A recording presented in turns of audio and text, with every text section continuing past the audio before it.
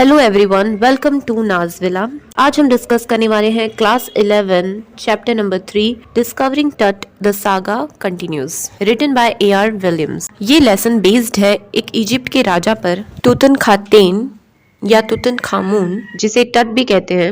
1922 में उनकी mummy discover की गई थी बाय हॉवर्ड कार्टर और अब 80 इयर्स लेटर टट को ले जाया जा रहा है into a CT scan machine ताकि उसकी मम्मी को स्कैन करके उनसे रिलेटेड सारी मिस्ट्रीज को रिवील किया जा सके, स्पेशली उनकी डेथ कैसे हुई थी और उनकी एग्जैक्ट उम्र क्या थी। इसी लेसन के सारे क्वेश्चन आंसर सॉल्यूशन का लिंक में कमेंट सेक्शन में मिल जाएगा and in the description box also after it's uploaded. अब तक जितने भी चैप्टर्स एक्सप्लेनेशन किए हैं, अगर चैनल पे जाओगे, यहाँ पे लिंक पर क्लिक करोगे, you will get all the explanation of all the lessons being done so far. Tut एक बहुत ही फेमस और बहुत ही मिस्टीरियस मम्मी है। लेसन सबसे पहले उनके इंट्रोडक्शन से शुरू होता है। मौत के वक्त टट सिर्फ एक टीनेजर थे। टट एक बहुत ही रिच और बहुत ही पावरफुल फैमिली से बिलोंग करते थे। वो अपने एम्पायर के आखिरी वारिस थे। जब से वो 1922 में डिस्कवर हुए हैं, तब से लोग उनकी मौत के सिर्फ अंदाजे लगा रहे हैं और मोस्टली लोगों को लगता है कि उनका मर्डर हुआ है। और अब 80 साल बाद उनके सिटी स्कैन से ये उम्मीद की जा रही है कि उनकी मौत से रिलेटेड नए क्लू और उनकी लाइफ से रिलेटेड नए डेटास मिल सकें। टट को मरे हुए 3300 इयर्स से भी ज्यादा हो चुके हैं। टट की बॉडी रेस्ट कर रही है इजिप्ट की एक एशियन सिमेट्री में, जिसका नाम है the valleys of the king. On 5th January 2005 in the evening 6 PM ये डेट और वक्त है जब टट की बॉडी को ले जाया जा रहा है फॉर सिटी स्कैनिंग।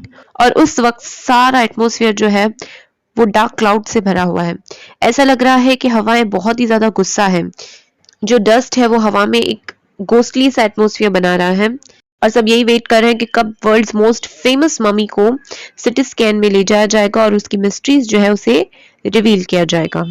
6 बजे से पहले आफ्टरनून में the valleys of the king में नॉर्मल टूरिस्ट की लाइन लगी हुई थी जो मम्मी को देखने आए थे अब उसके अपने चेम्बर में, विच इज 26 फीट अंडरग्राउंड। जो विजिटर्स हैं वो बस टट के मौत के रहस्यों की बातें कर रहे हैं या तो इस श्राप से डर रहे हैं जो भी टट को परेशान करेगा उसकी जिंदगी में या तो मौत आएगी या तो मिसफॉर्च्यून यानी कि बदकिस्मती आएगी।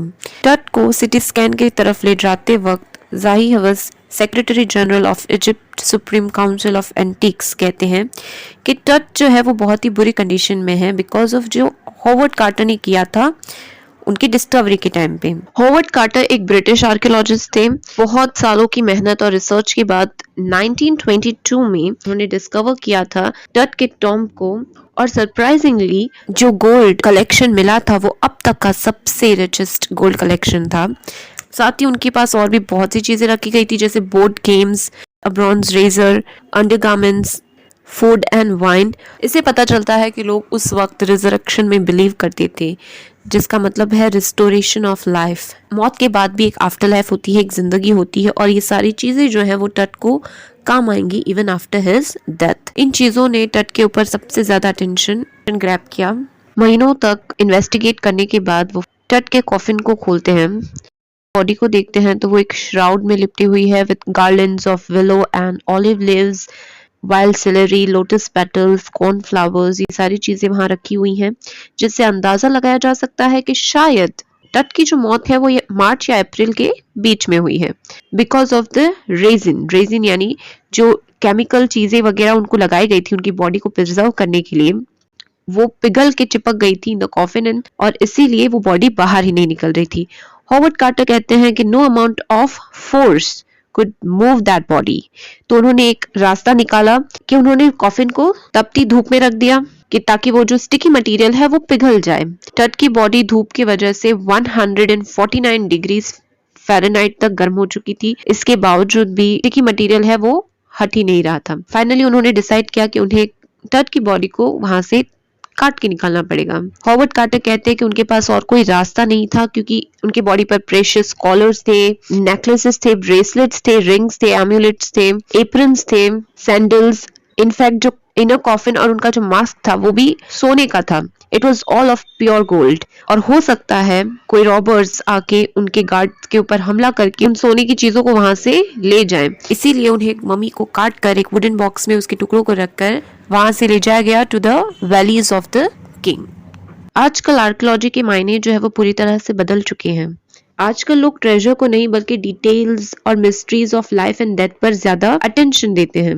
ये पहली बार नहीं है जब टट की बॉडी को एग्जामिन करने ले जाया जा रहा है। इससे पहले इन द ईयर 1968 एक एनाटॉमी प्रोफेसर ने डिस्कवरी के 40 साल बाद जब मम्मी का एक्सरे निकाला था तब उनकी ब्रेस्ट बोन और फ्रंट रिब जो है वो मिसिंग थी।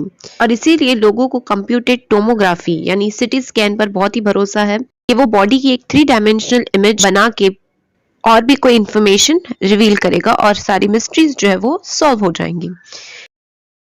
अपनी फैमिली के आखिरी वारिस की मौत होना एक बहुत ही बड़ा इवेंट होता है। इसकी वजह से पूरी पूरी डायनेस्टी यानी पूरी फैमिली का अंत हो जाता है।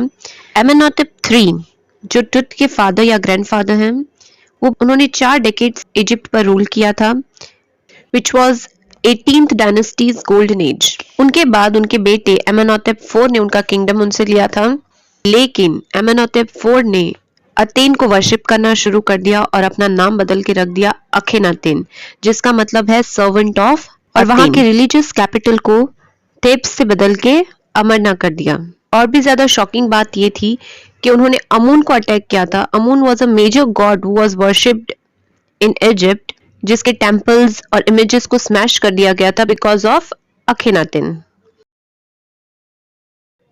रे Johnson, the director of University of Chicago research centre, कहते हैं कि it must be a very horrific period, और जो फैमिली सालों से रूल कर रही है वो अखेनातेन की वजह से खत्म हो जाती because he was acting a little वैकी।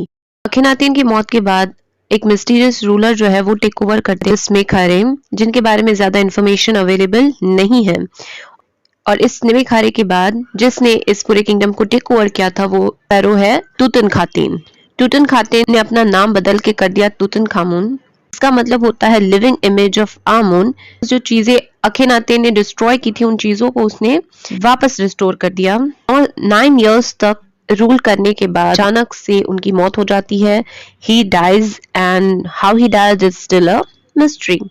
Egypt में बहुत सारी ममीज जो है उनको डिस्कवर किया गया है, अराउंड 600 ममीज। दैट एक ऐसी ममी है जिसे बहुत ही फेम और अटेंशन मिला है। He is the first mummy जिसे स्कैन किया जा रहा है in through a CT scanner donated by National Geographic Society of Siemens, जिससे 1700 डिजिटल एक्सरे इमेजेस निकलेंगी। 0.62 मिलीमीटर स्लाइसेस के थ्रू छोटी छोटी डिटेल्स हैं वो बाहर निकाली जाएंगी। कहते हैं कि मौत के पहले भी वो राजा थे और मौत के बाद भी वो अपने कंट्री के लोगों से आगे चल रहे हैं।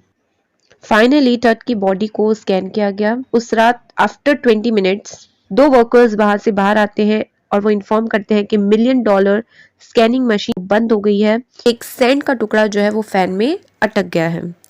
वहां पे जो गार्ड है वो मजाक करता है कि ये और कुछ नहीं है बल्कि ये फेरो का श्राप है। लकीली उनके पास एक सब्स्टिट्यूट फैन है जिसे यूज करके उन्होंने अपना जो स्कैनिंग प्रोसीजर है उसे किसी तरह से कंप्लीट किया। जब उन्होंने चेक किया तो कोई भी डेटा वहां से गायब नहीं हुआ है, सब कुछ वहीं पर है। उनकी नेक, उनके वर्टिब्रा सब कुछ क्लियरली दिख रहा है। कंप्यूटर पर टट की स्कैन की हुई इमेजेस दिख रही है। एक ग्रे कलर का हेड है जिसे हर डायरेक्शन में घुमाकर देखा जा सकता है। उनके हाथों की इमेज, उनके रिब केज, उनके स्कल की इमेज, हर चीज बहुत ही अच्छे से क्लियरली कंप्यूटर पे देखी जा सकती है। ज़ही हवर्स कहते हैं कि ही वॉज वेरी वरिड, जिस वजह से वो रात भर सो नहीं पाए थे। जब ये प्रोसीजर खत्म हो चुका है अब वो जाके सो सकते हैं। 3 घंटे बाद टट को अपनी रेस्टिंग प्लेस पे वापस ले जाते हैं। टट की बॉडी को वापस the valleys of the king में रखा गया। तब फिर से ठंडी हवाएं चल रही थी, एटमॉस्फेयर बहुत कोल्ड और डेडली हो चुका था। जब वो बॉडी को रख के बाहर आ गए, एंट्रेंस के ऊपर उन्होंने आसमान में ओरियन देखा, अ कॉन्स्टलेशन, जिसे इजिप्ट में द सोल ऑफ ओरिसिस कहा जाता है। और ओरिसिस और कोई नहीं बल्कि गॉड ऑफ आफ्टर लाइफ है, जिसे देखकर ऐसा लग रहा है कि गॉड खुद के ऊपर नजर रखे हुए हैं। So this was the story of discovering Tut. The saga continues. I hope you understood the entire chapter and liked the explanation. Don't forget to subscribe the channel and watch all the videos that will be uploaded on this channel.